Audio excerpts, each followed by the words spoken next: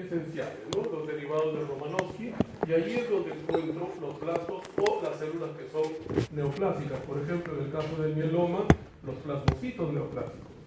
Entonces, en la mayoría de hospitales que tenemos en Lima, podemos llegar al primer paso, pero no a los siguientes pasos.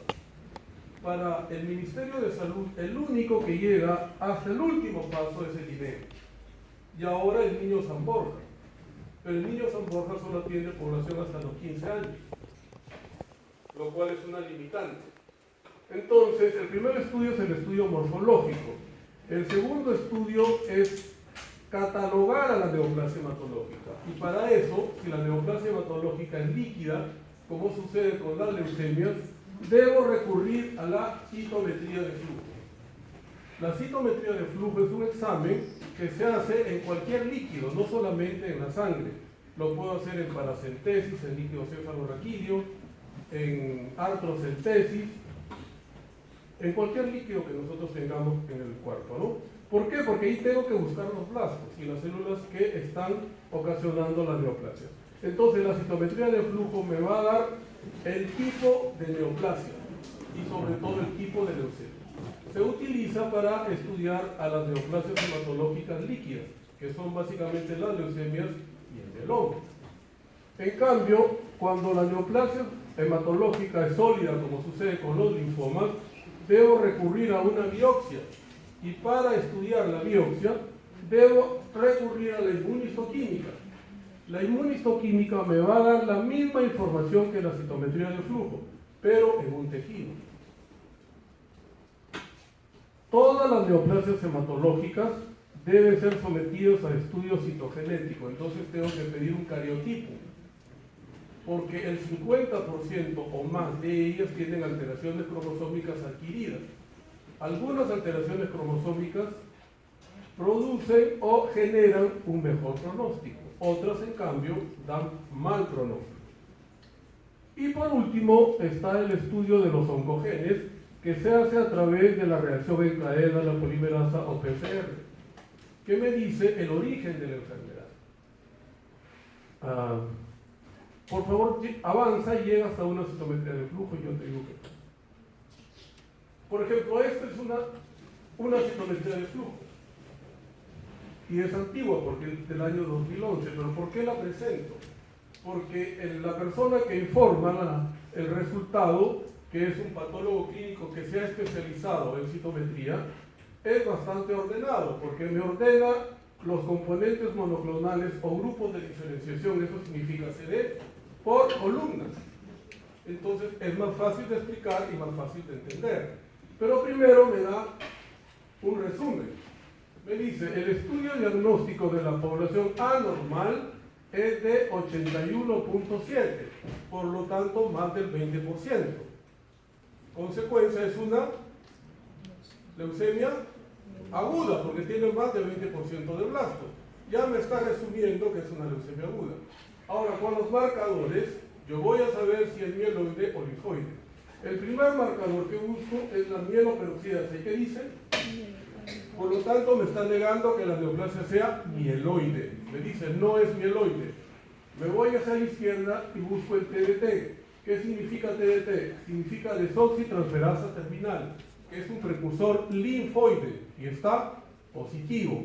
Por lo tanto, esta citometría de flujo me está negando que la neoplasia sea mieloide y me está confirmando que es linfoide. Entonces estoy frente al cuadro de una leucemia linfoide aguda. El marcador CD34 es un marcador de célula madre y puede estar tanto en las leucemias linfoides como en las mieloides. Solo me dice que hay un grupo de células que son muy primitivas. Después voy a la columna de los marcadores mieloides y todos son negativos. Por lo tanto, me confirma que no es mieloide. Voy a la columna de los marcadores linfoides y ¿cuáles son positivos? Los marcadores B. Y los marcadores B más frecuentes son el 19 y el 20 y ambos están positivos. El marcador CD19 es positivo en las neoplasias linfoides inmaduras y maduras. En cambio, el marcador CD20 solamente está positivo en las leucemias linfoides que son maduras, linfoides agudas que son maduras.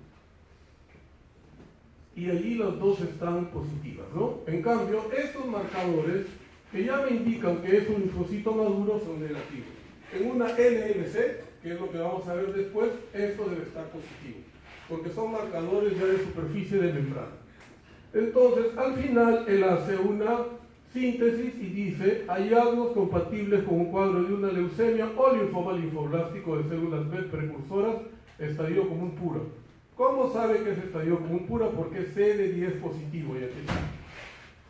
El CD10 es el marcador del estadio común pura, que es la leucemia linfoide aguda B más frecuente en el mundo. Por lo tanto, hemos llegado al origen de la enfermedad. Hemos llegado a hacer el diagnóstico por una citometría de flujo, primero de una leucemia aguda, segundo de una estirpe linfoide y tercero de la más frecuente, que es la común pura. Ahora, por favor, avanza hasta que llegues a una mieloide, porque la que sigue es linfoide también.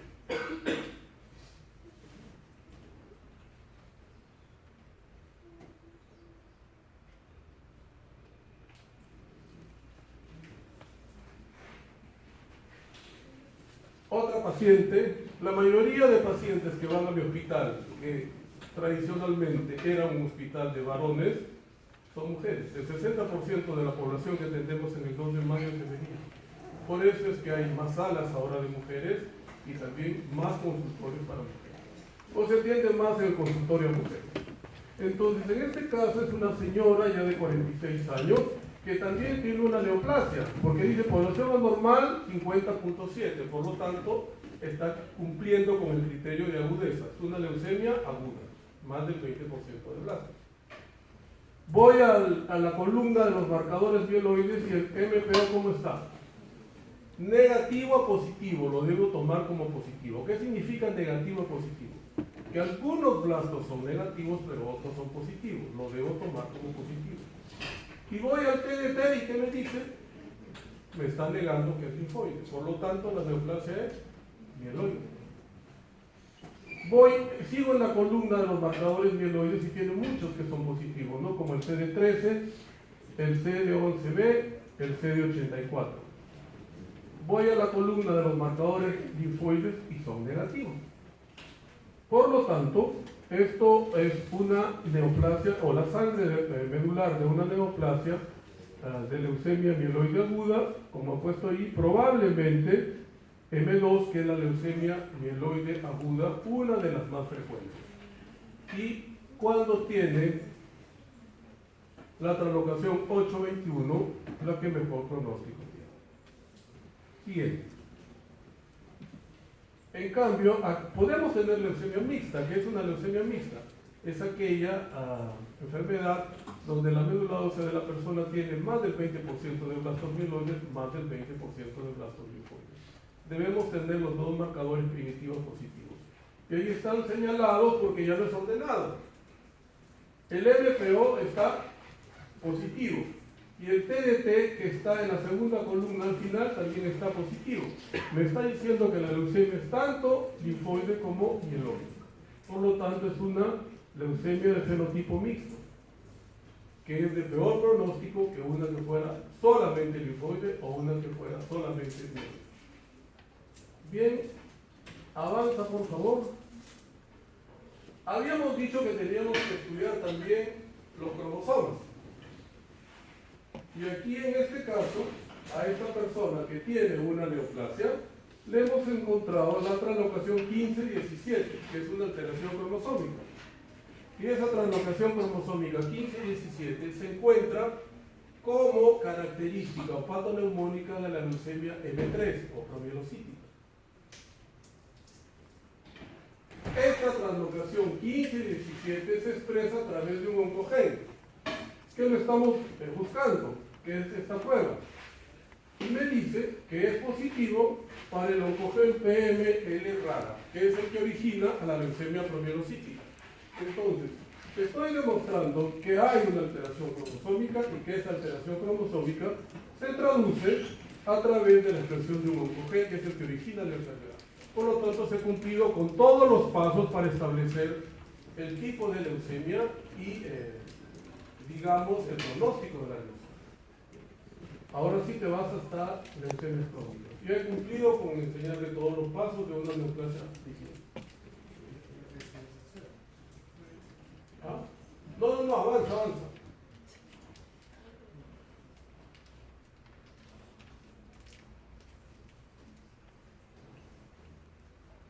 ¿Qué has pasado? Creo porque...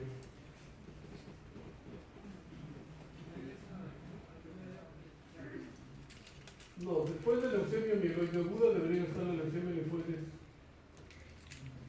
La leucemia crónica, ¿no está? Deben estar.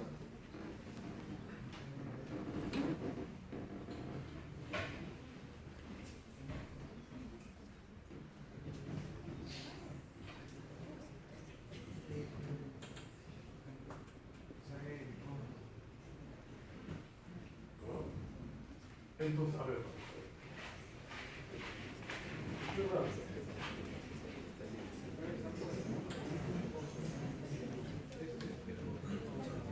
Claro, pero de las agudas siguen las crónicas. Y entonces regresa con ese disco.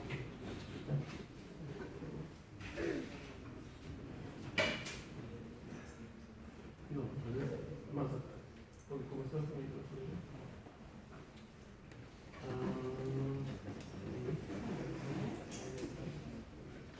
Busca donde dice esa es la que está.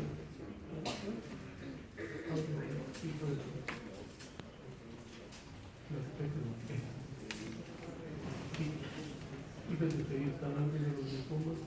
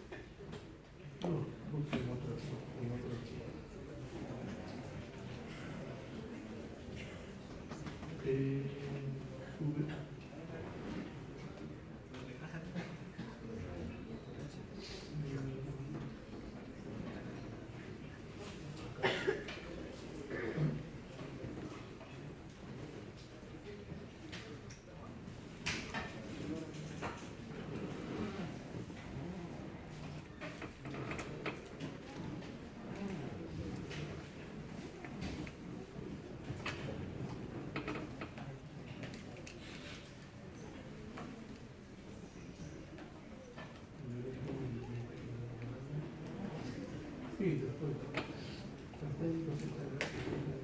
Ahí está. Okay. Ya, perfecto.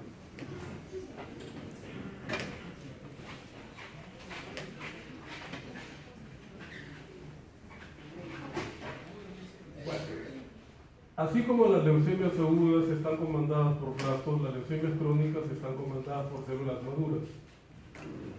¿Y qué ha pasado en una leucemia crónica? Que la médula ósea ha perdido la capacidad de regular la producción de las células.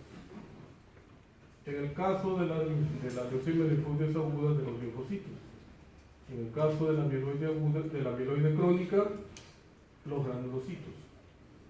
Siguiente. Empezaremos con la leucemia linfoide crónica. Siguiente.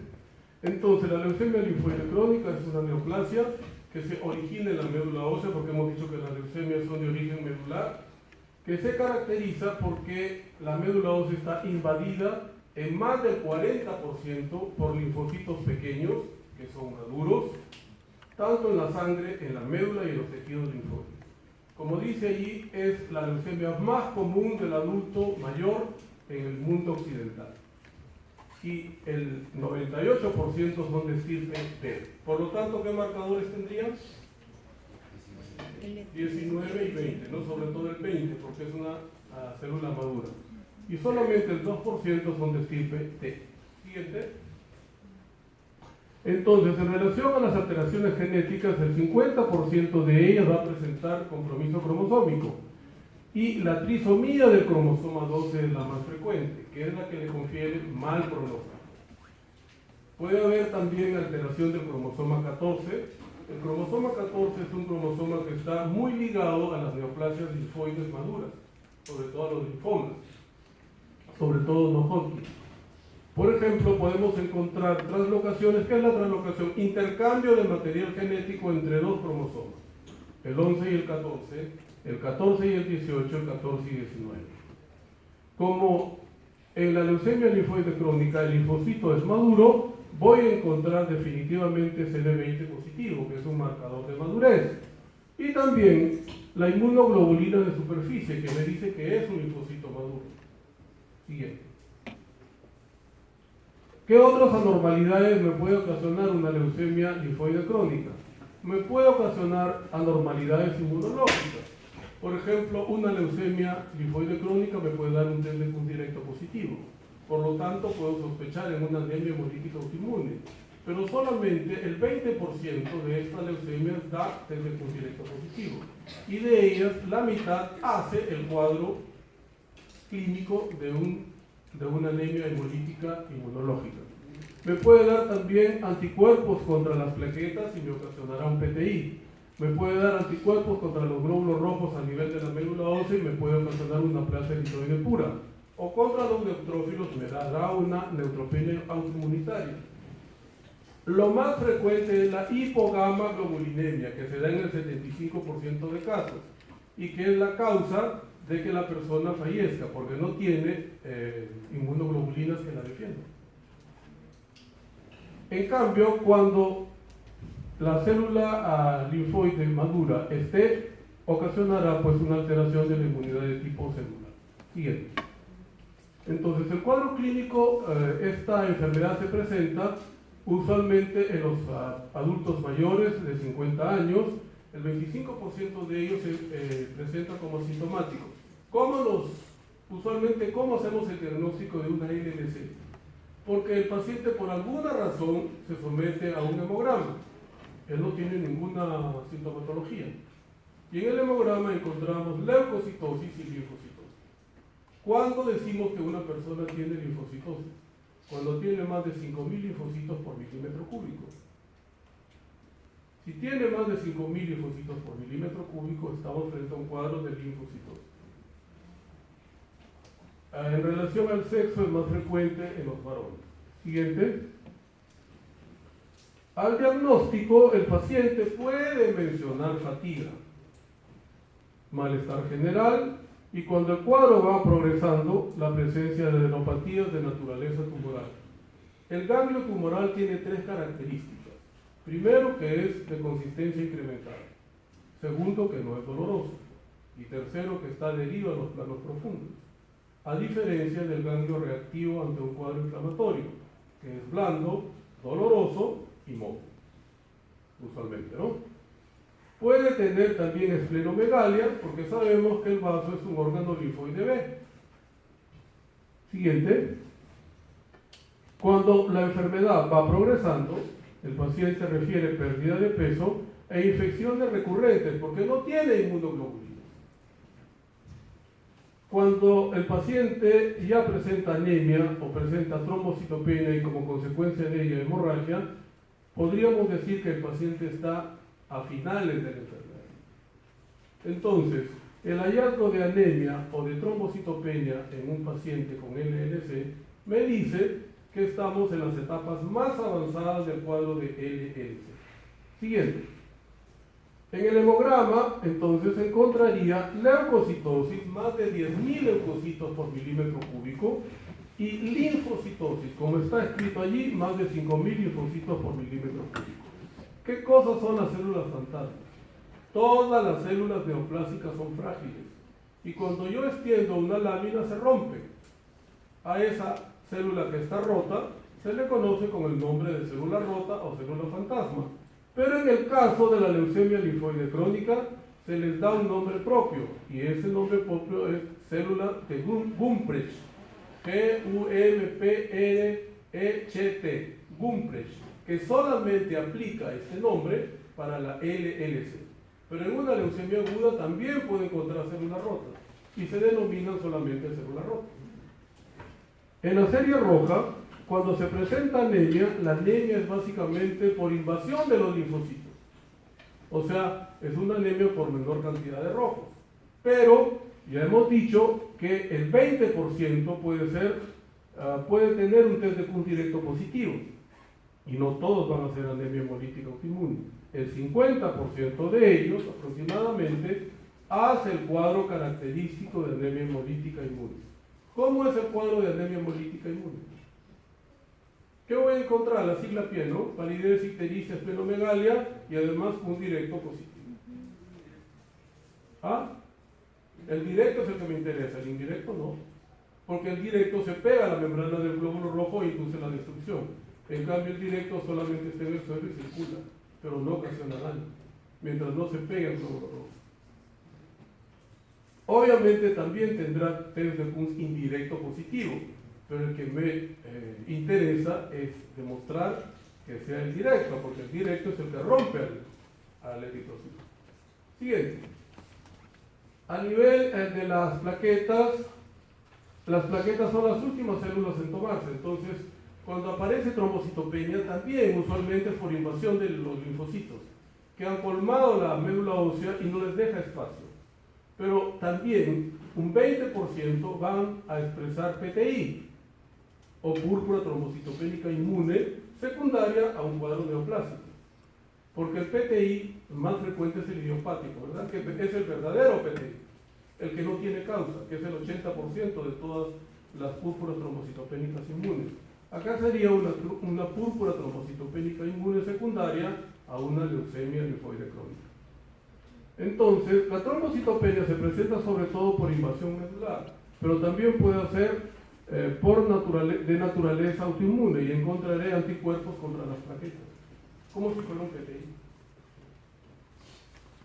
La médula ósea, hemos dicho que debe tener más del 40% de linfocitos, cuando los linfocitos en la médula ósea normalmente no deben pasar del 10%.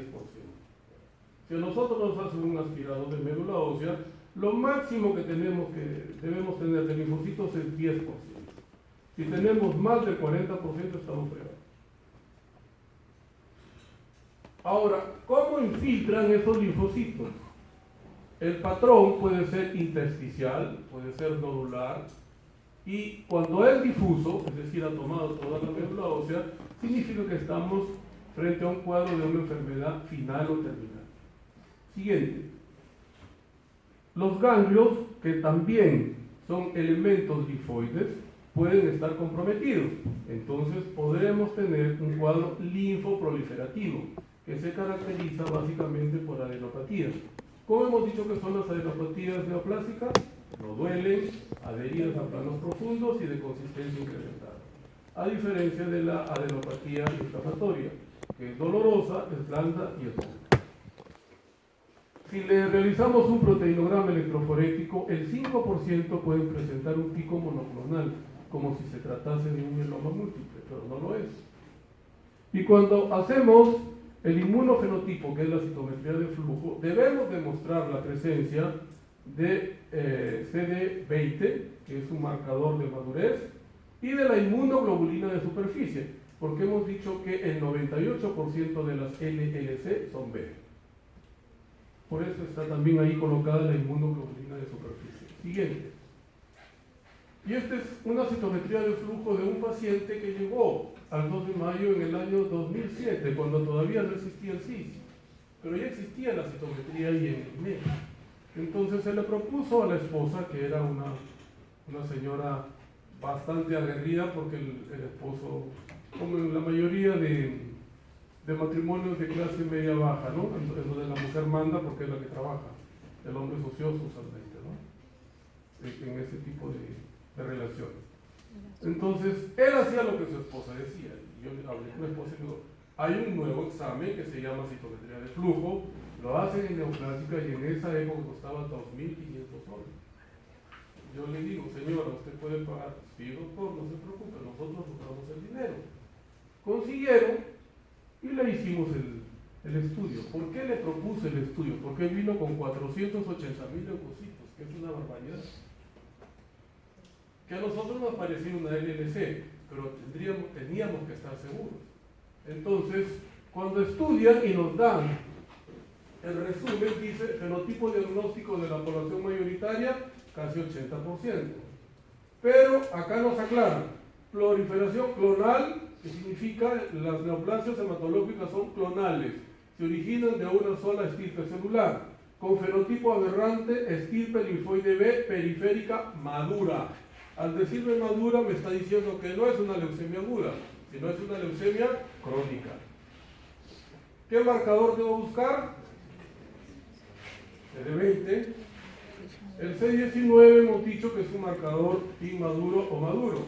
Y debo buscar la inmunoglobulina de superficie que está de negativa a positiva, por lo tanto es una célula madura. También expresa las cadenas ligeras, en este caso lambda, porque las inmunoglobulinas tienen dos tipos de cadenas, ¿verdad? Las cadenas pesadas, que son aquellas que dan el nombre a la inmunoglobulina. Si las cadenas pesadas son A, la inmunoglobulina se llamará A. Pero estas dos cadenas pesadas A van a tener las cadenas ligeras kappa y lambda, y cuando se unen forman el patrón de la inmunoglobulina. Él no se decidió y puso interpretación, hallazgos compatibles con un desorden linfoproliferativo crónico, me está diciendo que es crónico, de naturaleza B, probablemente una LLCP atípica. Y yo lo llamo por teléfono porque él es de mi promoción, de la universidad. Y digo, oye, ¿por qué pones probablemente? Y me dice, porque nunca he visto una LLC con 480.000 leucocitos. Digo, pues estás en el 2 de mayo, que aquí pasa de todo. Entonces, al señor se le dio el tratamiento, que felizmente ya había llegado al Perú, que era fludarabina con corticoides, y todo remitió. El hemograma se normalizó en 4 meses. Por lo tanto, se confirmó que era una LLC. Lo malo es que los peruanos no somos educados. ¿Y el que hizo? Al sentirse mejor, abandonó el tratamiento. Y después de 2 años regresa con un cuadro séptico y se muere en UCI por una neumonía, solamente por no seguir con el tratamiento. Y la señora lloraba y me decía, yo lo traía, pero ella no me hacía caso, doctor. No, señora, no se preocupe, usted ya cumplió, ya es una decisión que él tenía que tomar, ¿no? Es una persona adulta, no lo puede obligar. Siguiente. El pronóstico de la LLC va a variar cuando, por ejemplo, será malo cuando la persona está en estadio 3 o 4. Estadio 3 en romano significa que tiene anemia, menos de 11 de hemoglobina, así lo han establecido los norteamericanos. Y el estadio 4 cuando tiene trombocitopenia, plaquetas menos de 100.000, son los estadios de peor pronóstico. Además, cuando estudiamos la médula ósea y vemos que el patrón infiltrativo es difuso, o sea, casi toda la médula ósea está tomada. Y que cuando hacemos el estudio cromosómico, encontramos la trisomía del cromosoma 12, que ya hemos adelantado, es el marcador de peor pronóstico. Usualmente, las leucemias crónicas de estirpe linfoide se presentan en personas mayores de 50 años, lo que dificulta el tratamiento definitivo, que sería un trasplante de médula ósea. ¿Por qué a una persona mayor de 50 años no le puedo hacer un trasplante medular? En primer lugar, porque la médula está fibrótica. En segundo lugar, porque lo tengo que inmunosuprimir profundamente. Lo tengo que llevar a menos de 50 leucocitos por milímetro cúbico. Por lo tanto, está a expensas de cualquier cuadro infeccioso. No soporta y se muere. Entonces, en ello se hace el trasplante llamado autólogo, que es la misma médula en donde yo le doy quimioterapia, induzco la remisión de la enfermedad, hago un nuevo recuento, una nueva citometría de flujo y veo que la médula ósea esté libre de enfermedad, se la guardo y luego se la pongo al mismo paciente. Pero no es curativo, no es como en una LLA, porque no es un trasplante de una persona normal. Es ya la misma médula que la he normalizado temporalmente con el tratamiento, pero es de una persona que estuvo enferma previamente. Lo mismo sucede con el trasplante de los mielomas. ¿Por qué? Porque el mieloma es una neoplasia hematológica también de pacientes o de personas mayores. Y no soportarían la inducción o el tratamiento que se debe utilizar para aplaciarlos totalmente y lograr que un trasplante de otra persona que sea compatible con el lóculo. Siguiente. ¿Cómo hacemos entonces el estudio de estadiaje en la LLC? Con la graduación de Wright, que va desde el 0 hasta el 4 en romano. Entonces, el estadio 0 es como debuta la mayoría de pacientes. Viene solamente con leucocitosis y linfocitosis. No hay nada más. No tiene ninguna evidencia clínica. Y tampoco ningún hallazgo en el examen corporal. Estadio 1 en romanos, además de la linfocitosis, ya presenta adenopatías, adenomegalias. Y vean ustedes cómo va bajando la sobrevida, sin tratamiento, obviamente, ¿no? El estadio 2 es cuando al 1 se le agrega hepato o esplenomegalia, es decir, visceromegalia. Siguiente. Estadio 3, cuando a lo anterior se le agrega anemia, hemoglobina menos de 11. Y vean cómo cae espectacularmente la sobrevida si es que yo no le doy tratamiento. Y el estadio 4 es cuando aparece la trombocitopenia. Aquí hay un error, ¿no? Porque ahí dice más de 1 millón de plaquetas. Y debe decir menos de 100.000 plaquetas, que es la definición de trombocitopenia. Ahora. Entonces, los estadios 3 y 4 son los estadios finales de la LLC y es donde el paciente se puede morir rápidamente. Siguiente. En relación al tratamiento, de acuerdo al tiempo, empezó a usarse al inicio clorambucil, que es un alquilante con prednisona. Todas las enfermedades mediadas por linfocitos son tratadas con corticoides. ¿Por qué? Porque el corticoide tiene acción lítica sobre el linfocito, lo mata. Entonces, al matarlo, está destruyendo las células que ocasionan el cuadro. Inclusive en las patologías benignas. Por eso a la anemia hemolítica autoinmune y al PTI le doy corticoides, porque estoy matando la célula que me está formando los inmunocomplejos. Entonces, se empezó usando, como les repito, el clorambucil con la prednisona. Luego aparece la fludarabina, que es lo que se utiliza hasta la fecha. La fludarabina siempre con un corticoide. La fludarabina se da por vía intravenosa y siempre con corticoide.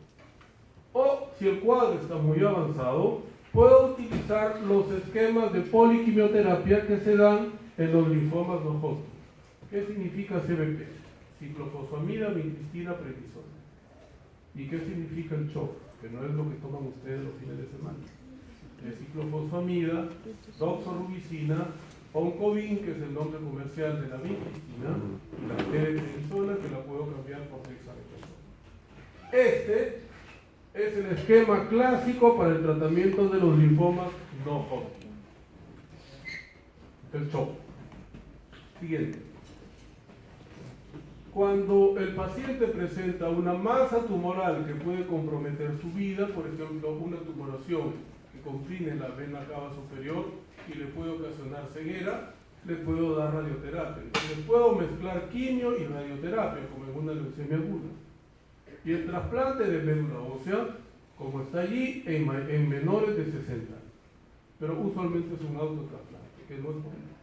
Por lo tanto, las leucemias crónicas no se curan. En cambio, las leucemias agudas sí se pueden curar con trasplante. Porque usualmente las leucemias agudas se presentan en personas más jóvenes. También se pueden presentar en mayores, pero el tratamiento ya no va a ser tan intenso como salud como se le da a un mayor. Siguiente. Esta vendría a ser la evolución del tratamiento, en donde primero se empezó con clorambucil y corticoide, y luego se utilizó lo que se usa hasta la fecha, ¿no? La fludarabina con corticoides. Le puedo dar un mincho, o sea, un tratamiento como para linfoma no Hodgkin, radioterapia cuando sea necesario, porque tiene una tumoración que comprime una parte importante de su organismo, o el trasplante de médula ósea. Y por último, en la década, a finales de los 90, aparece este medicamento, que no es con X, sino con B, rituximab. El rituximab es un medicamento monoclonal que es un anti-CD20. Por lo tanto, se puede emplear en cualquier enfermedad neoplásica o no neoplásica que sea CD20 positiva. Es decir, que esté mediada por linfocitos de estirpe B madura, porque es el anti-CD20. Entonces lo puedo utilizar también en la anemia hemolítica autoinmune refractaria, en el PTI refractario, en el mieloma múltiple, inclusive. Siguiente. Esta es una lámina periférica de cómo vamos nosotros a encontrar un hemograma de un paciente que tiene una LLC establecida. El hemograma debe ser diferenciado. ¿Qué significa diferenciado? Que deben predominar los neutrófilos. Y ahí no hay ningún neutrófilo, todos son linfocitos. Y son linfocitos normales o maduros, pero que han perdido la capacidad de regular su producción. ¿Por qué? Porque han adquirido una alteración cromosómica que impide a la médula ósea regular la producción de ella. Lo mismo sucede en la leucemia mieloide crónica, como vamos a ver. Siguiente. Otra lámina en donde se ven mejor aún los linfocitos que son maduros. ¿Cómo reconozco que son maduros? Porque el núcleo tiene cromatina condensada. Cuando el linfo es inmaduro, la cromatina del núcleo deja espacios, o tiene nucleolo, y no hay ni nucleolo ni tampoco espacio. La característica es entonces, en el aspirado o la extensión de la sangre periférica, ver incremento de linfocitos. Siguiente. La médula ósea, al estudiarla, voy a encontrar, estos son los linfocitos, que está infiltrando en más del 40%. Entonces cuento 500 células con núcleo y de ellas más del 40% van a ser linfocitos. Eso me dará el diagnóstico de una LLC. Le someto a citometría de flujo y encontramos lo que hemos expresado en la citometría que les he encontrado. Siguiente. Una biopsia de médula ósea se realiza cuando no puedo obtener sangre medular. Y voy a ver lo mismo. Este es un megacariocito, que es la célula más grande que tenemos en la médula ósea, pero está rodeada de células que se parecen todas entre sí, y son los linfocitos. Entonces, si a una LLC yo le hago una biopsia de médula ósea, no puedo hacer citometría en ella. ¿Qué voy a hacer? Lámina periférica. ¿Cómo estudio las neoplasias que son sólidas? Le pido inmunistoquímica, que son los mismos marcadores, pero en tejido. Entonces también me debe dar CD20 positivo. O está anémico o está con la marea alcalina después de comer. Siguiente. Leucemia mieloide crónica, que es la otra leucemia crónica. La leucemia mieloide crónica la podemos estudiar como tal o también dentro de los síndromes mieloproliferativos crónicos, que son 4. Policitemia vera, leucemia mieloide crónica, trombocitosis primaria y la mielofibrosis. ¿Y por qué se caracterizan los síndromes mieloproliferativos crónicos? Por esplenomegalia. Los 4 presentan esplenomegalia. ¿Por qué? Porque además de la médula ósea, el vaso es un órgano hemocaterético por excelencia, es decir, destruye a las células hematológicas viejas o que están alteradas. En este caso de los síndromes mieloproliferativos crónicos, se vuelve productor de células. Entonces, la hematopoiesis no solamente va a ser en la médula, sino también en el vaso. Por eso vamos a encontrar una esplenomegalia muy importante. Y en el caso de la leucemia mieloide crónica, el vaso es tan grande que puede llegar hasta la pelvis, hasta el hueso interno. La característica es que el vaso es duro y el vaso es bastante grande, ¿no? Entonces, como dice ahí, lo puede estudiar dentro de los síndromes mieloproliferativos crónicos o dentro de las leucemias crónicas. Es un trastorno que va a comprometer a las células precursoras, en donde encontraré leucocitosis en el hemograma con granulocitosis. Los 3 granulocitos van a estar incrementados. ¿Cuáles son los granulocitos? Los leucocitos que tienen gránulos, que son los neutrófilos, los basófilos, los eosinófilos.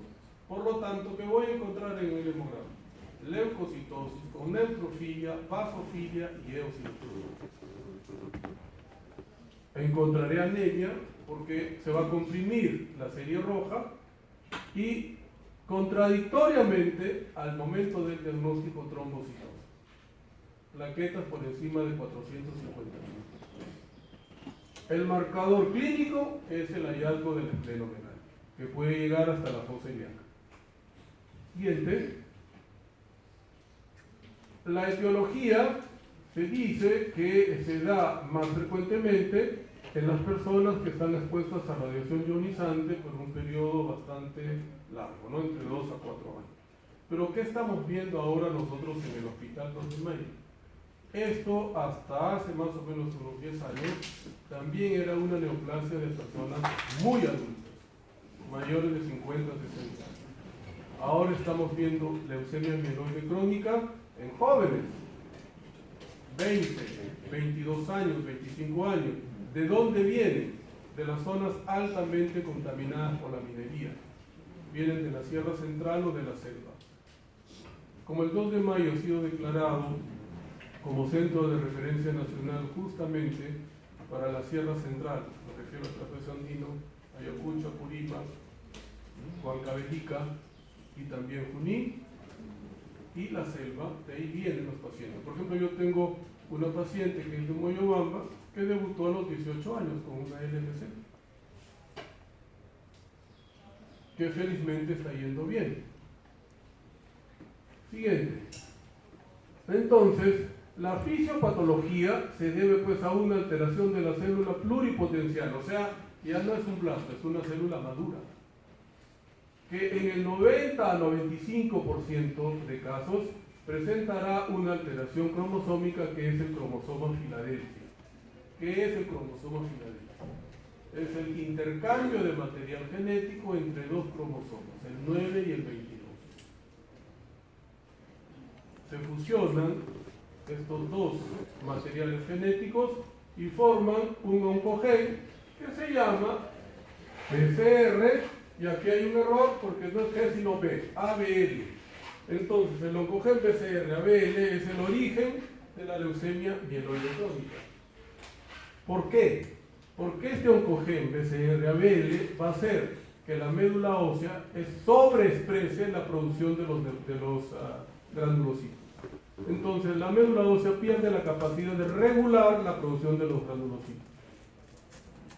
Como dice en el penúltimo renglón, produce una expansión de precursores granulocitos y hay menor sensibilidad a la regulación, por lo tanto hay aumento de la granulopoiesis. Entonces en la LMC clásica yo voy a encontrar, repito, leucocitosis con neutrofilia, basofilia y eosinofilia y vasograno. Siguiente. En relación a la epidemiología, representa el 20% de todos los cánceres hematológicos, sobre todo de las leucemias, y es apenas el 3% de las leucemias infantiles.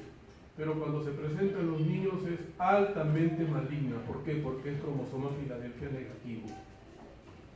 El que sea cromosoma Filadelfia positivo le da pronóstico aceptable, porque puede recibir un medicamento que se llama inhibidor de la tirosinquinasa. Si no tiene el cromosoma Filadelfia, el inhibidor de tirosinquinasa no sirve para el tratamiento. Lo único que serviría es el trasplante de médula ósea. Siguiente. Cuando debuta la persona que tiene una leucemia mieloide crónica, él va a referir todos los síntomas que nos puede dar un sidoso en fase aguda o un tuberculoso en fase aguda. Fiebre, sudoración y pérdida de peso. Al examinarlo, ¿qué vamos a encontrar? Esplenomegalia, que puede llegar hasta la fosa ilíaca. Como consecuencia de la esplenomegalia va a manifestar molestias abdominales, como llenura precoz. Come poco y ya no puede más porque el vaso comprime el estómago.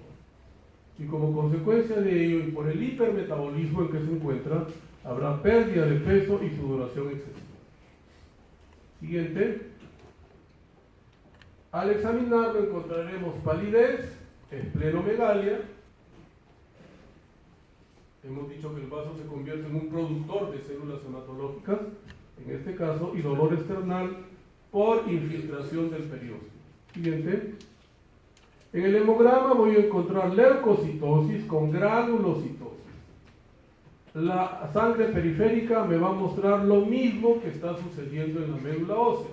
Por lo tanto, me va a mostrar toda la gama de maduración de la serie granulocítica. Por lo tanto, ahora ya no se estudia la médula ósea para hacer el diagnóstico. Todos los exámenes que se solicitan se trabajan con sangre periférica. La citometría de flujo, el estudio cromosómico y el oncógeno. Dentro de los 3 granulocitos siempre habrá una predominancia de los neutrófilos, o sea, habrá una neutrofilia muy importante que se acompaña de vasofilia. ¿Cuándo decimos que la persona tiene vasofilia? Cuando tiene más de 200 basófilos. ¿Y cuándo decimos que tiene eosinofilia? Cuando tiene más de 500 eosinófilos. Siguiente. Entonces, en el hemograma vamos a encontrar anemia con leucocitosis y puedo encontrar glóbulos rojos nucleados con trombocitosis que a veces puede llegar por encima del 1.000.000. Les cuento, hace aproximadamente un mes y medio llega un muchacho de 34 años al hospital porque tiene él no tenía ningún cuadro clínico, pero en un examen laboral, porque en el Perú los exámenes que hacen los trabajos son básicamente punitivos, en el sentido que si le encuentro una patología a mi trabajador, ¿qué hago? Lo boto, en vez de ayudarle a que recupere la salud y pueda seguir trabajando, que es lo que hacen los otros países. Digamos que el control sanitario en los trabajos en otros países es para ayudar a mejorar la producción de la empresa. En cambio, en el Perú es punitivo. Le encuentro una alteración y lo despido. Entonces, cuando llega, digamos, la mitad de año o a finales de año, que es donde usualmente las empresas hacen los controles de salud, los empleados están asustados, ¿no? Porque saben que los pueden despedir. Bueno, estamos en un país especial, ¿no? Entonces, en el hemograma voy a encontrar anemia, voy a encontrar glóbulos rojos nucleados y a nivel de la serie planetaria, trombocitosis, como hemos dicho, a veces mayor de 1.000.000. La médula ósea que ya no se estudia, si por alguna razón la estudio, va a ser hipercelular, a expensas de la serie granulocítica y de la serie megacanecítica.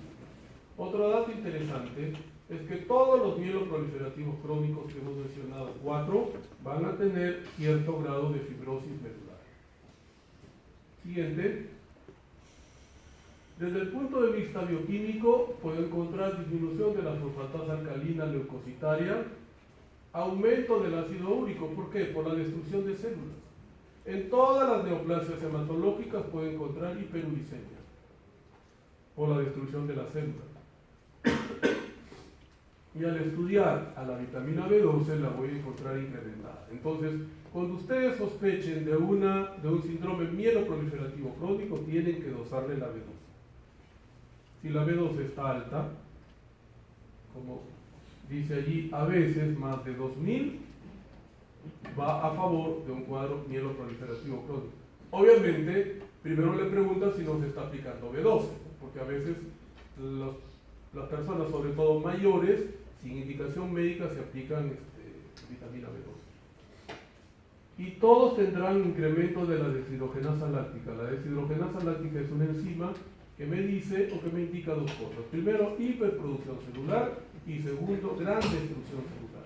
Por eso también la anemia hemolítica está incrementada y está reconocido como uno de los 5 criterios de anemia hemolítica, sea cual sea la causa. Siguiente. Habrá hiperleucocitosis, es decir, leucocitos bastante altos, mayor de 300.000, que puede ocasionar un cuadro trombótico. ¿Y qué debo hacer cuando me llegue un paciente así?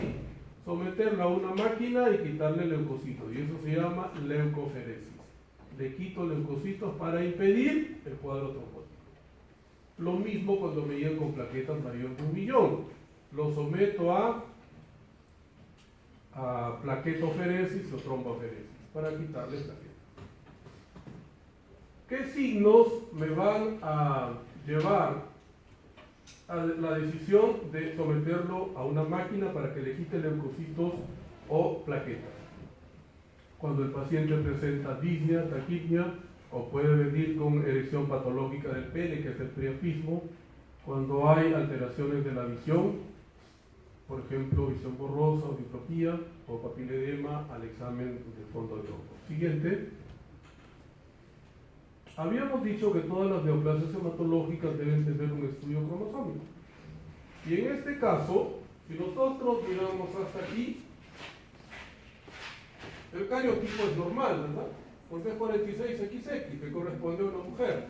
Pero si quito la mano, después viene la translocación 922. Es una alteración de calidad. O sea, no es que los cromosomas estén incrementados, sino que han intercambiado material genético. Translocar significa cambiar, ¿no? Entonces, esta persona tiene el cromosoma Filadelfia. Siguiente. Y cuando tiene el cromosoma Filadelfia, veo que al hacer la representación de los cromosomas, veo que se han intercambiado material genético entre el cromosoma 9 y el 22. Siguiente. Entonces le pido el estudio del oncogen PCR-ABL y aquí está. El estudio de PCR. Por lo tanto, estoy cumpliendo con todos los criterios que me pide, digamos, la estandarización del diagnóstico de las neoplasias hematológicas. Estoy seguro que se trata de un oncogen PCR-ABL, que lo puede encontrar en dos neoplasias, y las dos son leucemias. La translocación 922 puede estar positivo, usualmente 95% de casos hemos dicho en la leucemia mieloide crónica, pero también puede estar positivo en la leucemia linfoide aguda. Y cuando está positivo en la leucemia linfoide aguda, le confiere mal pronóstico.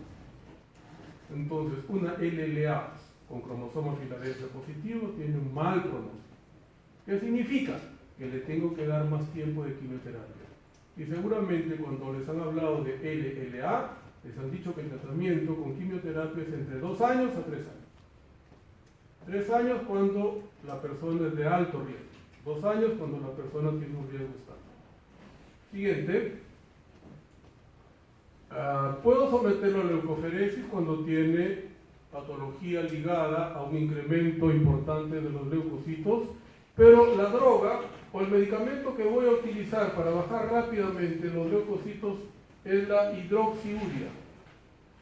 La hidroxiurea la puedo utilizar en los 4 síndromes mieloproliferativos crónicos, por lo tanto también en la policitemia vera, en la trombosis esencial y en la mielofibrosis. ¿Qué hace la hidroxiurea? La hidroxiurea lo que hace es impedir la producción de estas células en la médula. Siguiente. Entonces es un mielosupresor, sobre todo de las células que son inmaduras o que son neoplásicas. La supervivencia sin tratamiento fluctúa entre los 39 a 47 meses, pero aumenta con el tratamiento. Pero ahora, todas las personas, el 95% que presenta la translocación 922, se van a morir de otra cosa menos de la leucemia mieloide crónica, siempre y cuando tomen el medicamento que se llama inhibidor de la tirosinquinasa, que es el imatinib, que es el tratamiento de elección. También la supervivencia estará en relación al número de blastos al momento del diagnóstico. Cuando la persona no recibe el inhibidor de tirosinquinasa, va progresando la enfermedad y se llega a lo que se llama fase acelerada. Siguiente. En la fase acelerada, que es la segunda fase de la leucemia mieloide crónica, vuelven a presentarse los síntomas que ya habían sido controlados con, por ejemplo, la hidroxiurea. Porque la hidroxiurea es un buen mielosupresor, pero no tiene efecto en el origen de la enfermedad, que es el oncogeno. Por lo tanto, no impide la progresión de la enfermedad. Llega un momento en que el paciente se hace refractario al uso de hidroxiurea y vuelven a aparecer los síntomas. Entonces, eso es un dato de mal pronóstico. Inclusive hay incremento de los blastos tanto en la sangre periférica como en la médula y nuevas alteraciones cromosómicas. Siguiente. Como está ahí, nuevas alteraciones de los cromosomas y aumenta también el estado de la mielofibrosis. Hasta que llega a la leucemia aguda o llamada crisis blástica, en donde hay inclusive compromiso del sistema nervioso central, siempre y cuando migre hacia leucemia linfoide aguda. Cuando la leucemia mieloide crónica se transforma en una leucemia aguda, casi el 80% lo hace a estirpe mieloide, porque viene de célula mieloide. Y básicamente un 20% se transforma en leucemia linfoide. Siguiente. Los medicamentos que se usaron desde el inicio del tratamiento de la enfermedad fueron alquilantes como el busulfán. Siguiente. Luego apareció la hidroxiurea que se utiliza hasta la fecha, hasta que nos den el resultado de si tiene la translocación 922 y el oncogen BCR-ABL, y cuando ya nos dicen que lo tiene, pasamos al tratamiento con imatinib.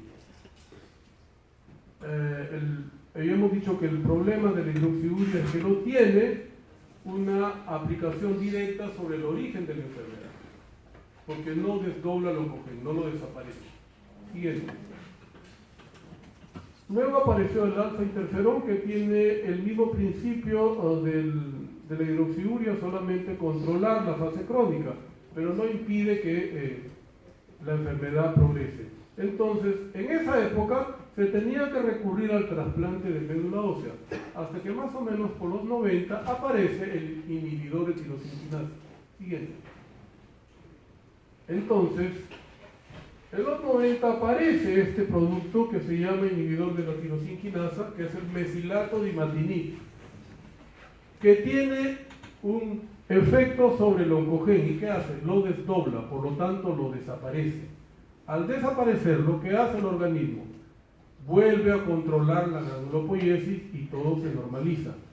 La chica que es esta que les digo que viene de la selva, vino con 300.000 leucocitos, ahora está con 6.000 leucocitos. Todo su hemograma se ha normalizado porque recibe imatinib. El problema es que a veces no tiene dinero para viajar, porque el único medio de transporte más o menos rápido para ella es el avión, y el CIS no le paga el boleto. Entonces tienen que juntar para poder venir a su control. Hemos quedado en que venga cada 2 meses, a veces no viene. Y me viene con leucocitosis, le doy inhibidores de tirosinquinasa y vuelve a controlar la enfermedad. Pero le digo, esto no puede seguir así. Múdate a Lima, debes tener un pariente o algún paisano, porque si no, vas a hacerte resistente al imatinib y después, ¿qué vamos a hacer? El problema es ese, que cuando uno lo deja de tomar se hace resistente. Y tengo que pasar a uno de segunda línea que es más caro. Entonces ahí sí tendría que hacerle un caso especial y esperar que el hospital lo apruebe y compre el medicamento. Y mientras pasa eso se muere. O si no, someterla a un trasplante de médula ósea. Por lo tanto, enviarla a línea. Siguiente. Entonces, todos los medicamentos previos o precursores de los inhibidores de tirosinquinasa manejaban bien la fase crónica, pero no impedían la progresión de enfermedad. Siguiente. Hasta que aparece el mesilato dimatinib, que es pues un inhibidor de tirosinquinasa. Siguiente. ¿Qué es lo que hace el imatinib? Se supone que este es el oncogen BCR-ABL, que produce en exceso tirosinquinasa, y entonces se genera la enfermedad. Le doy imatinib, ¿y qué hace el imatinib? Desdobla el oncogen BCR-ABL y la médula ósea vuelve a controlar la producción de los granulocitos y todo se normaliza. Desaparece la esplenomegalia, los leucocitos están en rango normal, la hemoglobina se normaliza y las plaquetas también. Y desaparece también el vasonágeno. Siguiente. Entonces, la conclusión es que el imatinib o inhibidor de tirosinquinasa es el tratamiento más efectivo como primera línea para el tratamiento de la leucemia mieloide crónica, siempre y cuando tenga el oncogen BCR-ABL, que hemos dicho se presenta en el 95% de casos, por lo tanto en la mayoría. Cuando la persona tiene la mala suerte de no ser BCR-ABL positivo, no me queda otra que el trasplante de médula ósea, porque si no va a progresar rápidamente a leucemia. Siguiente. Estos son los resultados que se obtienen con imatinib. Cuando lo doy en fase crónica, la respuesta hematológica completa, que es RHC, es total, 95%. Inclusive en la fase acelerada, me controla el 80% de casos, por lo tanto es un buen medicamento. Siguiente. Y esto es lo que vemos en la sangre periférica y en la médula ósea. Y a propósito, esta es una célula rota y no es una LLC, es una LMC. Sino que en todas las otras neoplasias hematológicas que no sean LLC se llaman célula rota y no célula o sombra de Gumprecht. Solamente Gumprecht se llama en la LLC. ¿Qué ven ustedes? Este es un juvenil porque tiene el núcleo en forma de riñón. Este es un bastón y estos son los neutrófilos. Pero todavía la médula tiene diferenciación, porque la mayoría de células son neutrófilos. Siguiente. Entonces, ¿qué debo buscar yo en el aspirado de médula ósea aparte de la neutrofilia? Siguiente. Debo buscar la vasofilia. La vasofilia no es común. ¿Cuántos de sus pacientes muestran vasofilia en el hemograma? Ninguno. El basófilo no es una célula o un leucocito usual. Se presenta en ciertas entidades. Y una de ellas son los síndromes mieloproliferativos. Siguiente. Tiño con una tinción que se llama mieloperoxidasa, que es lo que hemos mencionado para las leucemias agudas. Como estas células son más duras, obviamente tendrán una tinción y serán positivas. Eso me dice que el estirpe es mieloide. Siguiente. Hago una biopsia de médula ósea y veo que hay gran cantidad de células y estos espacios son los tractos fibróticos. Siguiente. Lo mismo es una biopsia de médula ósea con diferenciación. Siguiente. Quizá lo que me sirva para hacer el diagnóstico desde el punto de vista de biopsia de médula ósea es el hallazgo de estos cristales que se llaman cristales de Charcot-Leyden, que son característicos de la leucemia mieloide crónica. Siguiente. Habíamos dicho que el vaso podía producir células hematológicas y eso se llama metaplasia mieloide. Cuando el vaso ya no puede más, ¿a quién le pide ayuda? Al hígado. Entonces puede encontrar también hepatomegalia. Puede encontrar espleno y hepatomegalia y también el hígado puede producir células hematológicas. Siguiente. Cuando la persona es cromosoma Filadelfia negativo o se hace resistente al imatinib, la enfermedad progresa y va entrando a la fase de aceleración, en donde aumenta el número de blastos. Estos son eosinófilos y estos son basófilos. Siguiente. También fase de aceleración, en donde aumenta el número de blastos en sangre periférica. Entonces, repito, en la leucemia mieloide crónica no es necesario estudiar la médula ósea.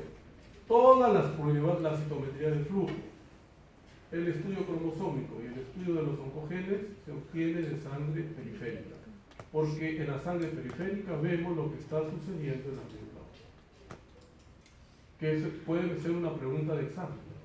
Siguiente. Ahora, para terminar, los linfomas. Siguiente. Los linfomas son las llamadas neoplasias hematológicas sólidas. Tienen la forma de un tumor y usualmente se originan en los ganglios. Por lo tanto, van a dar lo que conocemos con el nombre de síndrome linfoproliferativo, que puede tener, además de adenopatía, esplenomegalia. No es obligatoria la esplenomegalia. En relación a la etiopatogenia, y estamos hablando de los linfomas en general, los norteamericanos que todo registran reportan que los linfomas representan el 4% de todos sus cánceres al año. La incidencia es mayor antes de la adolescencia y se va incrementando con la edad. Cuando nosotros estamos frente a una población menor de 15 años, la neoplasia más común en esta edad es la leucemia linfoide aguda. Cuando subimos un poco la edad, es el linfoma, que sigue siendo una neoplasia hematológica. Por lo tanto, las neoplasias hematológicas son los cánceres de los jóvenes, de los menores de 20 años. Un dato interesante es que todos los linfomas están ligados a virus. Y el virus que frecuentemente se presenta en ellos es el virus de Epstein-Barr, que es el que produce la mononucleosis infecciosa, el que produce también la enfermedad del beso. Entonces, antes de besar a una persona, estén seguros de que no tiene EB virus. El EB virus se encuentra en el 95%, por ejemplo, de los casos de linfoma de Burkitt, que es un linfoma no Hodgkin. El endémico, que es aquel que se descubrió en niño africano menor de 10 años con linfoma. Y también se puede presentar en el 20% en la forma no endémica, que se da sobre todo en el varón adulto que es VIH positivo. Entonces, un VIH ya tiene dos virus. Tiene el virus del VIH y tiene el virus de Epstein-Barr. Siguiente. Los linfomas tienen como expresión clínica a los síntomas llamados generales, que son tres. La fiebre, mayor de 38 grados centígrados en ausencia de un proceso inflamatorio o infeccioso, la sudoración nocturna y la pérdida de peso que debe exceder al 10% del peso habitual. Por ejemplo, yo peso 80 kilos y después de 2 meses estoy en 60 kilos. En menos de 6 meses he perdido más del 10% de mi peso habitual. Por lo tanto, entra como un marcador de síntoma general para el linfoma. Los tres síntomas son expresión del hipermetabolismo en que se encuentra el organismo, que se debe obviamente a la característica es frecuentemente el hallazgo de un ganglio que tiene las tres características del ganglio neoplásico. No duele, es de consistencia incrementada y está adherido a los planos profundos. Hay algunos ganglios que sí duelen, pero ¿cuándo duele? Cuando la persona ingiere alcohol. Puede ser que los linfomas, sobre todo de estirpe no Hodgkin, como verán cuando les hagan la clase, pueden debutar con compromiso extraganglionar. Por ejemplo, a nivel del sistema nervioso central, y les llega al hospital un paciente que no puede caminar porque tiene una masa que comprime la médula espinal.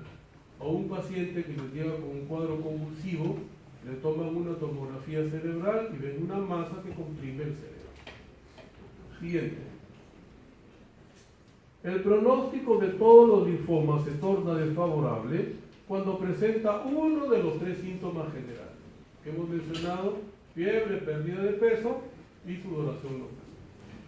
De acuerdo al tipo histológico, si es de alto grado de malignidad, cuando la persona tiene más de 60 años, porque ya no puede ser sometida a trasplante de médula ósea, sobre todo para los linfomas no Hodgkin.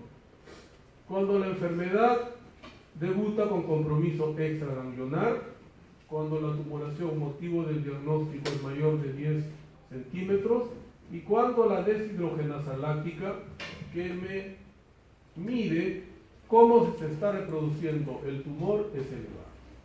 Siguiente. El estadiaje de los linfomas, y este estadiaje sirve tanto para el linfoma Hodgkin y el no Hodgkin. En vez de leer tanto, hagamos ejemplos. Estadio 1, por ejemplo, viene una persona con ganglios solamente retroauriculares izquierdos. Lo examinan como nunca han examinado a una persona y no le encuentran nada más. Estadio 2, cuando tiene 2 o más grupos ganglionares, pero respetando el diafragma. Por ejemplo, ganglios en las 2 axilas y a nivel cervical, pero son supradiafragmáticos. En cambio, el estadio 3 es cuando hay compromiso de ambos lados del diafragma, por ejemplo, cervicales e inguinales. Y el estadio 4 es cuando hay compromiso de un órgano o tejido extralinfático, como sucede con la médula ósea. Entonces, si un linfoma debuta en un ganglio y después de un tiempo lo encuentra en la médula ósea, Eso se llama leucemización del linfoma y está en el máximo estadio 4. Hemos dicho que los linfomas no se originan en la médula ósea, sino en los tejidos extramedulares, usualmente en los ganglios. Siguiente. Además del estadiaje en romanos, debo poner la categoría A o B. A, cuando no tiene síntomas generales, que son tres: la fiebre, la pérdida de peso y la sudoración nocturna. Y B, cuando tiene uno de los tres. Yo les doy un ejemplo y ustedes me dicen en qué estadio está. Mujer de 20 años que viene porque al bañarse ha notado que tiene ganglios en axila. Y de repente se estaba enjabonando y se toca las ingles y también encuentra los ganglios. ¿En qué estadio está?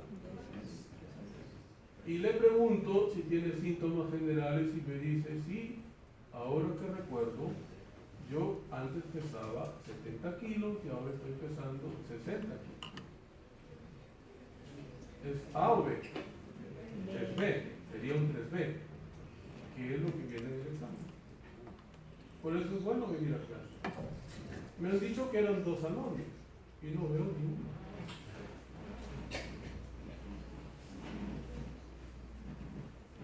¿Cómo se desperdicia este auditorio tan bonito? Bueno, entonces, la evaluación de un paciente con linfoma consiste primero en hacer una historia clínica, como en cualquier enfermedad, un examen clínico en donde voy a buscar la presencia de adenopatías o de visceromegalia, y después viene la ayuda diagnóstica, que es por pruebas de laboratorio. Si en el hemograma yo encuentro pancito peña, ¿qué debo pensar? En un linfoma.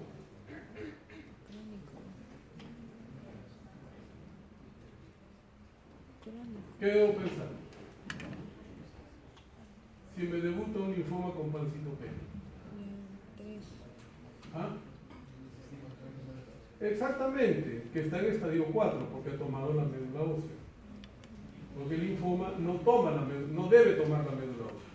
Pero si lo toma al inicio de enfermedad, mal pronóstico, porque ya tomó la médula ósea, que es un órgano extralinfático. O igual, si me viene con leucocitosis y no tiene infección. Entonces el hemograma es importantísimo. La velocidad de sedimentación, que es un examen inespecífico, pero todas las personas que tienen una velocidad incrementada tienen algo, solo que todavía no se sabe qué es. Usualmente en nuestro territorio son infecciones, entre ellas el HIV. Y desde el punto de vista bioquímico, en todas las neoplasias hematológicas, y felizmente que estaba la palabra bioquímica que me ha hecho recordar, tanto de las neoplasias agudas hematológicas como en las crónicas, debo buscar el cuadro llamado de lisis tumoral.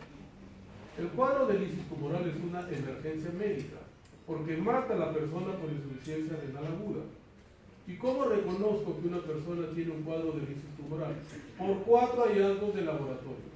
Para las neoplasias hematológicas, el laboratorio es fundamental. Si no tienes un buen laboratorio, no puedes atender pacientes con neoplasias hematológicas. ¿Qué voy a encontrar en la lisis tumoral? Hiperuricemia, aumento del ácido úrico. Pero mencionemos las 3 hiperuricemia, hipercalemia. Sabemos que el potasio es un electrolito que es intracelular. Si hay hipercalemia, ¿qué significa? Que hay destrucción de células, y por eso el potasio ha salido. Y la última hiper es la hiperfosfatemia. Y como el calcio va siempre en contra del fósforo, encontraré hipocalcemia. Ese es un cuadro de lisis tumoral, que es una emergencia médica, porque cuando se presenta me puede dar insuficiencia renal aguda y muerte. ¿Cómo trato el cuadro de lisis tumoral? Con hidratación vigorosa, entre 4 a 6 litros de líquido y puro semida, para que orinen más de 2 litros. Todas las neoplasias hematológicas pueden dar lisis tumoral. Entonces, en todas las neoplasias hematológicas, el paciente cuando está en tratamiento debe orinar más de 2 litros. Un mieloma no puede estar deshidratado. Un leucémico tampoco puede estar deshidratado porque puede ser un cuadro de lisis tumoral y morirse por ello y no por la enfermedad. Después, la ayuda diagnóstica por imágenes, la radiografía de tórax me evidenciará si hay compromiso pulmonar y sobre todo del mediastino. ¿Por qué? Porque hay linfomas que son de orientación hacia la línea media del cuerpo, como es el linfoma tipo Hodgkin. El linfoma Hodgkin se caracteriza porque tiende a ubicarse en la línea central del cuerpo. Por lo tanto, es el linfoma que más toma el mediastino. El casi 80% de personas que tienen enfermedad de Hodgkin o linfoma de Hodgkin pueden presentar compromiso mediastinal al diagnóstico de la enfermedad. La tomografía, que ahora se llama TEN, que no se llama TAC, lo que me trata de demostrar es si hay infiltración linfomatosa en los órganos en donde yo no puedo palpar. La ecografía cada vez es menos usada porque es más difícil realizarla, en el sentido que ya casi no hay ecografistas, ¿no? Ahora todos se especializan en tomografía, resonancia magnética, etc. Entonces, prefiero hacer, en 2 días me dan una cita para tomografía, para ecografía me dan en 2 meses. Entonces prefiero hacer una tomografía que es mucho más, digamos, me sirve más, ¿no? La médula ósea tengo que someterla a un mielograma, o sea, un aspirado de médula ósea y a biopsia de médula ósea, para ver si hay infiltración de ella o no por células linfomatosas. Y la evaluación específica es la inmunistoquímica. ¿Por qué? Porque el linfoma es un tumor sólido.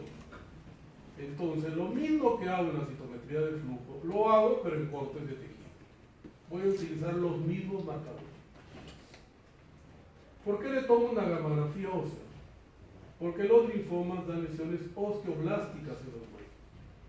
Y cuando las encuentro significa que la enfermedad está avanzada, porque he tomado ya los huesos. O una resonancia magnética. La resonancia magnética es ahora el examen especial para ver si hay lesiones a nivel de la columna. Y también para explorar las partes blandas cuando no encuentro ganglios que pueda biopsiar. Y la laparotomía exploratoria cuando sospecho o tengo la alta sospecha de un linfoma, pero no tengo ningún ganglio que biopsiar. ¿Qué hago? Hago una esplenectomía y estudio el vaso, porque hemos dicho que el vaso es un órgano linfóide. B, pero linfóide. Siguiente. No me toca esto, te vas por favor hasta linfoma o enfermedad de Hodgkin. El linfoma no Hodgkin no me toca. Ahí. Entonces, el linfoma de Hodgkin es una neoplasia que involucra al tejido linfoide, pero que en la histopatología, o sea, en la biopsia, es obligatoria la presencia de la célula de Ring-Stempler, o también llamada célula de Hodgkin. Son sinónimos. Yo no puedo hacer el diagnóstico de Hodgkin si no hay células de Hodgkin o células de Ring-Stempler. Que dice allí se acompaña de un fondo apropiado. Y ese fondo apropiado es un complejo de todas las otras células hematológicas. Entonces, acompañando la Ring-Stempler, ¿qué voy a encontrar? Neutrófilos, basófilos, eosinófilos, monocitos, linfocitos, plasmocitos, plaquetas. Al encontrar basófilos y eosinófilos, estas células median los procesos, digamos, inmunológicos o procesos alérgicos. Por lo tanto, en la enfermedad de Hodgkin o en el linfoma de Hodgkin es relativamente frecuente la presencia de prurito. Si a mí me da un caso clínico donde en la persona tengo la alta sospecha de un linfoma y me dicen que tiene prurito, mi primera opción debe ser un linfoma tipo Hodgkin, por el tipo de infiltración. En cambio, el no Hodgkin puede tener Ring-Stempler, pero acompañándola solamente van a haber macrófagos, que son los monocitos que llegaron al tejido, y linfocitos. No hay un tejido como en el linfoma de Hodgkin, que es pleomórfico, donde voy a encontrar todo tipo de células hematológicas. Por lo tanto, el prurito es un acompañante del linfoma tipo Hodgkin. Desde el punto de vista anatomopatológico, la enfermedad de Hodgkin comprende 4 variantes: predominio linfocitario, celularidad mixta, esclerosis nodular y depresión linfocitaria, que es la de peor pronóstico. Siguiente. En relación a la etiopatogenia, se dice que hasta ahora las células de Rieger-Steenberg se desconoce en relación al origen, pero está reconocida como que es una célula linfoide y su marcador es el CD30. Entonces, en la biopsia debe estar el CD30 positivo. Siguiente. Hemos dicho que los linfomas están muy ligados a los virus, y en el caso del linfoma tipo Hodgkin, el virus de Epstein-Barr lo voy a encontrar desde el punto de vista serológico como positivo hasta en el 50% de pacientes. Entonces, los virus tienen una relación directa con los linfomas. El hacinamiento también tiene relación directa con los linfomas. Las malas condiciones de higiene tienen relación directa con los linfomas. La contaminación ambiental también. Por lo tanto, Lima es una ciudad, digamos, que cumple con todos los requisitos para que tenga una alta población de linfomas. Lima es una de las 10 ciudades más contaminadas del mundo, no llueve, tiene un parque automotor viejo. Los carros que circulan en Lima tienen un promedio de 30 años y no lo cambian. Y cada vez el tráfico es más infernal. Tanto que para llegar acá me aconsejaron que tomar el tren, pero mejor me vine en un taxi para no llegar tarde, ¿no? Te pago mi plata porque viene con. Ok.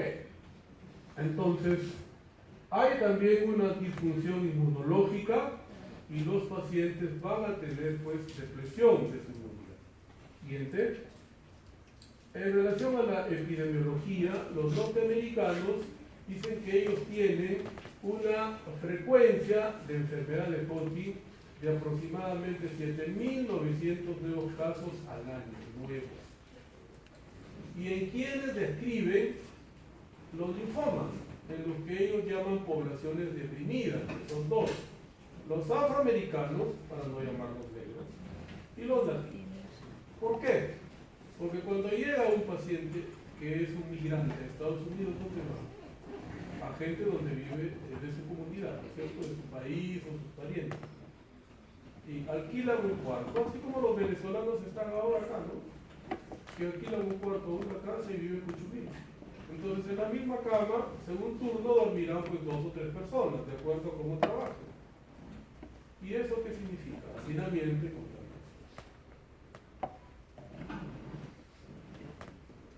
Otro dato interesante es que el linfoma de Hodgkin tiene un pico importante antes de los 20 años. Por eso hemos dicho que es el linfoma de los jóvenes, de las personas jóvenes. Después viene un periodo de descanso para repuntar después de los 45 años. Igual sucede en la aplasia medular, tiene el mismo comportamiento. La aplasia medular es muy frecuente en los menores de 20 años. Viene un periodo de descanso para otra vez repuntar a partir de los 40 a 45 años. Este comportamiento se llama bimodal. Se sabe, por ejemplo, que en el adulto joven predomina la variante esclerosis nodular, mientras que la variante celularidad mixta se presenta en los extremos de la vida, niños y personas mayores. Y esto es importantísimo. En la incidencia influyen los factores socioeconómicos y ambientales, la pobreza y la contaminación. Por lo tanto, Lima, que va a ser la capital de los panamericanos, tiene pues todas las condiciones para que su población pueda presentar eso. Siguiente. Desde el punto de vista epidemiológico, entonces, la causa infecciosa la sugiere pues la positividad a los virus. Y también a las neoplasias hematológicas, algunos autores le quieren conceder un concepto genético, pero no es aceptado todavía. El concepto genético es aceptado definitivamente en el cáncer de mama, porque hay un oncogen que se pasa de generación en generación. En los linfomas o en las neoplasias hematológicas, que eso todavía no se ha descubierto. Siguiente. El cuadro clínico, entonces, en la mayoría de casos vamos a encontrar una adenopatía que tiene características tumorales. de consistencia incrementada, adherida a los planos profundos y usualmente no duele. Pero en el linfoma de Hodgkin, como hemos dicho, sí puede doler cuando la persona ingiere, ¿qué dije? Alcohol. Ok. De los dos linfomas es la que puede, perdón, porque estoy con la letra, no tengo ahorita sino la letra, puede presentar síntomas sistémicos y el mayor es la fiebre, que tiene una presentación bastante, digamos, característica. Se llama fiebre de Felenstein porque tiene periodos de fiebre que duran 1 o 2 semanas, desaparece la fiebre y se vuelve a presentar, que nos hace recordar a la fiebre ondulante de la brucela. Como hemos dicho, en la anatomía patológica, como hay eosinófilos y basófilos, puede haber prurito. El prurito me puede hacer pensar que el linfoma es tipo Hodgkin, pero no interfiere en el pronóstico, ni lo mejora ni lo empeora. Solo me orienta hacia el tipo de linfoma. Siguiente. Otro dato interesante es que el mediastino puede estar tomado, como dice ahí, casi en el 70-80% de casos al debut, porque hemos dicho que el linfoma de Hodgkin tiene orientación por la línea, hacia la línea media del brazo. Entonces, miro una radiografía de tórax y veo que el mediastino está ensanchado. En relación a las variantes anatomopatológicas, hemos mencionado que son 4. La primera es el predominio linfocitario, que se presenta solo en el 10% de pacientes. La mayoría de los pacientes vienen en estadio 1, enfermedad muy localizada. Tiene una predilección por los ganglios axilares, pero ¿qué voy a encontrar en la anatomía patológica? Que por favor lo copio porque no ha salido por alguna razón. Mucho linfocito, poca Ringelsteiner y poca fibrosis. Esa es la característica del predominio linfocitario. Por eso se llama así. Repito, mucho linfocito, poca Ringelsteiner, poca fibrosis. Siguiente, la esclerosis nodular, que es la variante más frecuente de presentación, hasta en el 70% de pacientes. Se caracteriza porque tiene un tipo especial o peculiar de células de Ringelsteiner, que se llama célula lacunar o célula lagunar, que también recibe el apodo de célula en ojo de buey o en ojo de lechuza, como después vamos a ver en una diapositiva. Usualmente se presenta en mujer joven y tiene predilección por el cuello y la región supraclavicular y el mediastino. 70% también está en estadio 1, que es etapa limitada, por lo tanto fácil de controlar. Siguiente, la celularidad mixta es la segunda en frecuencia, se presenta en los extremos de la vida, niños y personas mayores, muy relacionado con la infección por virus de Epstein-Barr, y es la que más prurito presenta, porque en la anatomía patológica, acompañando la Ringelsteiner, habrá gran cantidad de eosinófilos y verosófilos.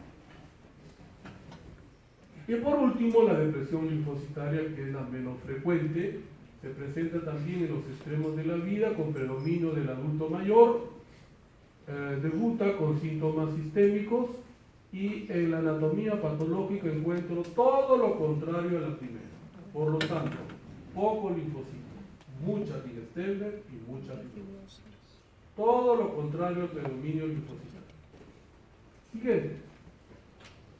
En relación al tratamiento, la radioterapia se utiliza y la cirugía en los estadios iniciales de enfermedad, estadio 1 y 2. En cambio, la poliquimioterapia se presenta o se indica en los estadios avanzados, 3 y 4. Cuando utilizo la radioterapia clásica consiste en aplicar entre 4000 a 4400 centigrados de radiación como totalidad, que la divido en dosis de 150 a 200 centigrados por sesión. Entonces, ¿qué se hace ahora? Como ahora hay radioterapeuta como especialidad médica, cuando tengo un paciente con linfoma, le hago una interconsulta y lo envío para que él vea cuántas sesiones de radioterapia se le deben dar. Mi hospital no tiene radioterapia, entonces lo debo enviar al email para que le hagan radioterapia. Pero si lo envío al INEM le dan una cita para un año, entonces ya no me sirve. ¿Qué ha hecho el hospital? Ha hecho un convenio con una institución privada que queda por el hospital militar y ahí se les da la radioterapia y el ministerio paga a través del seguro, que es mucho más rápida y además mucho más objetiva. La definición del campo. Cuando el compromiso es supradiafragmático, la radiación se llama en manto. Cuando el compromiso es infradiafragmático, se llama en Y invertida. Y cuando doy en Y invertida, debo proteger las gonadas con un calzón de metal o de plomo para no ocasionar infertilidad. Porque hemos dicho que el linfoma de Hodgkin se puede curar entre el 90 al 95% de casos. Entonces, esta persona que debutó con Hodgkin de niño, cuando sea mayor y se case, obviamente querrá tener hijos. Entonces, tengo que preservar la gonada, sea mujer o sea varón.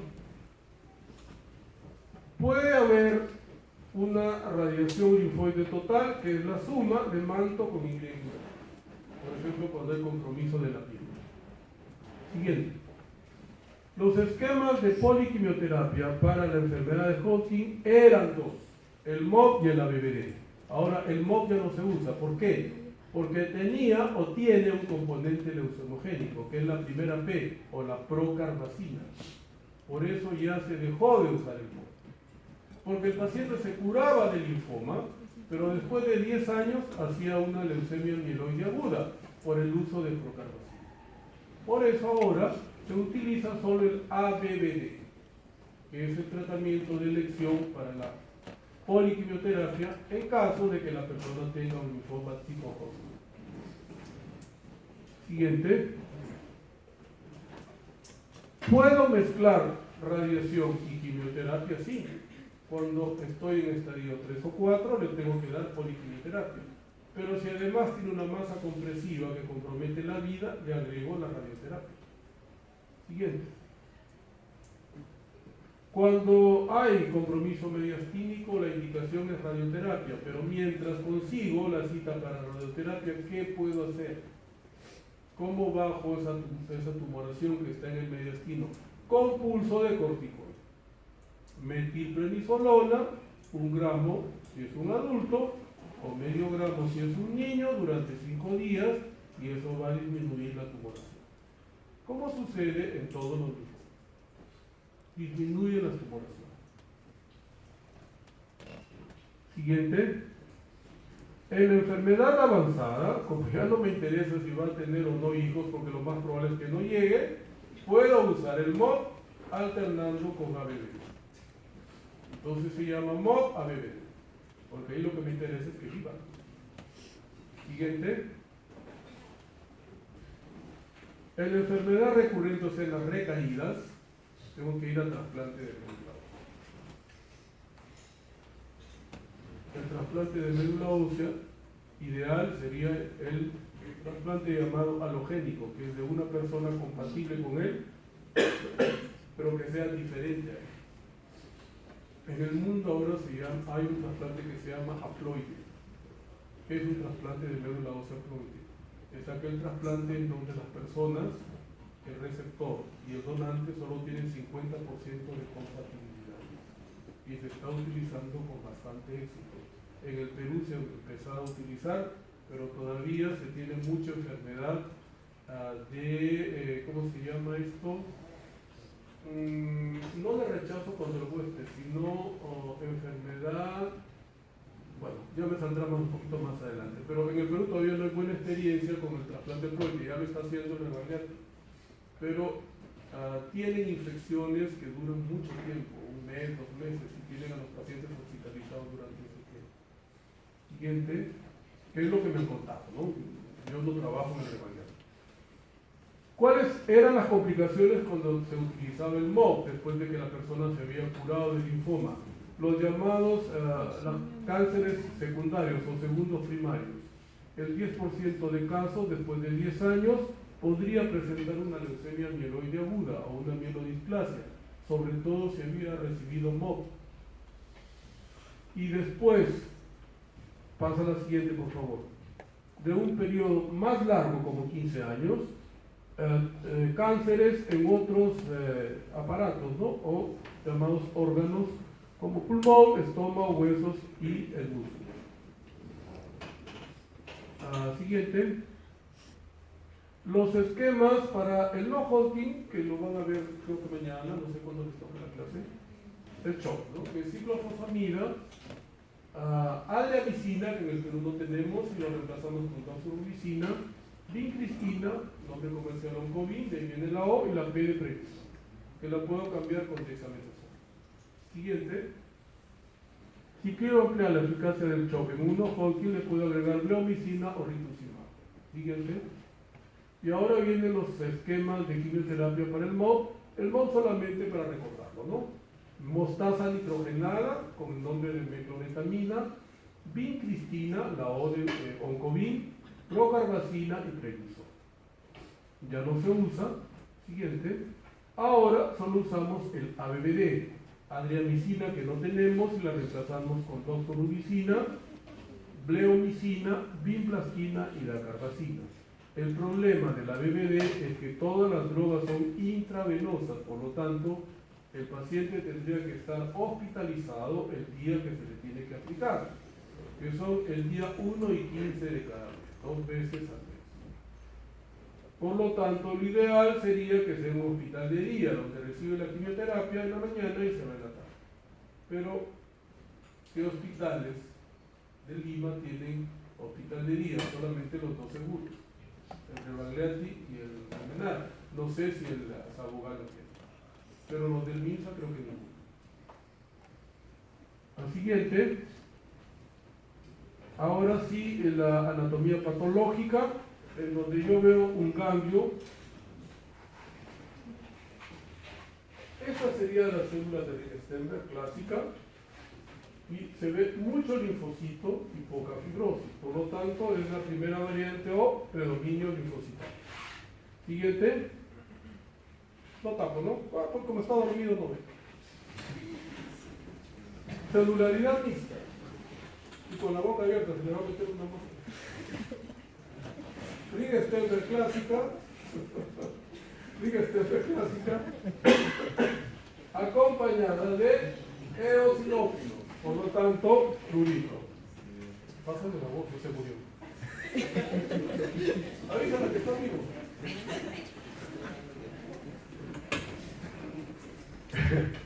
Ok, entonces celular mixta. Siguiente. Esta es una célula de Hodgkin o Rickenstenberg al mayor aumento. Se parece al megacariocito, pero no estoy en medio, estoy en algo. Siguiente. Si yo les muestro en un examen esta diapositiva y no les pongo nombre, les digo qué variante es, describámosla. Mucha Rickenstenberg, poco linfocito y mucha fibrosis. ¿Qué variante es? ¿Cómo se llama? La última, depresión linfocitaria, que es la de peor pronóstico. Igual acá, ¿no? Siguiente. Esta es la variante esclerosis nodular, con la variante célula lagunar o lacunar, llamada también en ojo de buey, en ojo de lechuza o huevo frito. ¿Qué parece un huevo frito? Siguiente. Y esta sería la célula lacunar a mayor aumento, mirando la microscopio. Siguiente. Menor aumento, mayor aumento. ¿Qué se ve a mayor aumento? Mucha fibrosis, ¿no? Mucho Rickenstenberg y poco linfocito. A mayor aumento lo mismo, por lo tanto, predominio depresión linfocitaria. Siguiente. Bueno, esos son linfomas no Hodgkin, pero ya terminemos.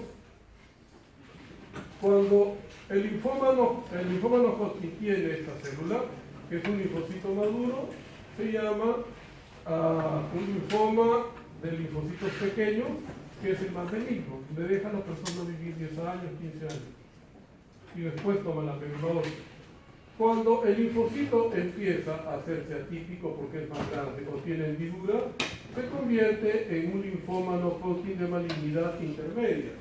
Y cuando es atípico, como acá que parece un pulmón, se convierte en un linfoma no Hodgkin de alto grado de malignidad. Pasa a la siguiente. Como aquí, ¿no? Que parece un blasto, porque el núcleo es bastante grande, la cromatina es laxa y tiene nucleolo, pero no estamos en la médula, estamos en el ganglio. Es un linfoma de alto grado. Siguiente.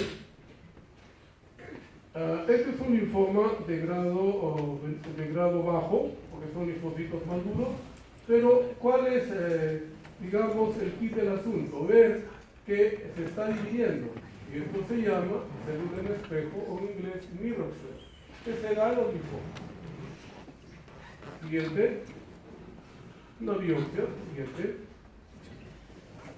Un linfoma de linfocitos bien diferenciados. No Hodgkin. Siguiente.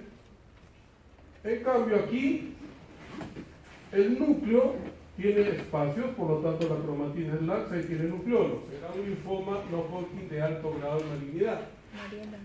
Ahí dice linfoblástico. Rápidamente tomará la médula ósea y se convertirá en una leucemia aguda. Siguiente. Lo mismo acá, mucho más atípico.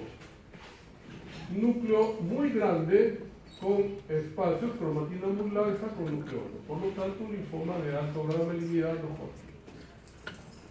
Y esto sería, si no hubiese luz, el linfoma de Burkitt, que se llama con patología en cielo estrellado, en donde se supone que estas son las estrellas, que son las células tipo Burkitt y también los macrófagos.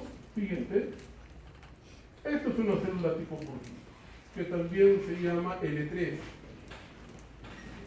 que se da en el paciente adulto que es VIH positivo, sobre todo, ¿no? Entonces tiene un núcleo muy grande, con cromatina laxa, un citoplasma intensamente azul, y lo característico es la presencia de vacuolas. Célula L3 o linfoma o leucemia tipo Burkitt. Siguiente.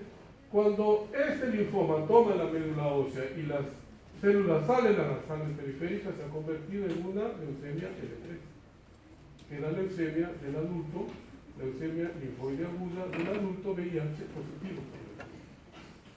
Y creo que ahí quedamos, porque el mieloma múltiple ya no lo está. Bueno.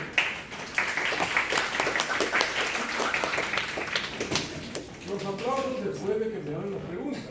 Se supone que ellos tendrán unas preguntas que hacer. ¿O no tienen preguntas? Verónica dijo que CD indica Madurez. y el IgM también. Sí. Los dos indican madurez. El IgM te dice que ya hay inmunoglobulina de superficie, por lo tanto es un linfocito maduro. ¿Algo más?